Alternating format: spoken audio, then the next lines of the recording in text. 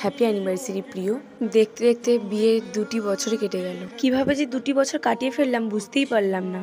কত রাগ, অভিমান, হাসি, কষ্ট, ভালোবাসা সব কিছু নিয়ে এইভাবে কাটিয়ে ফেললাম এই 2 বছর।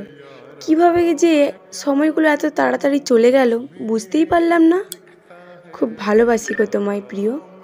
সারা জীবন যেন এইভাবে একসাথে থাকতে পারি, এইভাবে আমায় আগলে রেখো সারা জীবন। তোমার এই ছোটোখাটো কেয়ারগুলো খুব ভালো লাগে আমার। এইভাবেই কেয়ার করতে দেখো আমার গো। আমিও তোমাকে সারা জীবন হাসি খুশি রাখার চেষ্টা করব। যে ভালোবাসা তুমি আমায় দিয়েছো তা যেন এমনই থাকে সারা জীবন।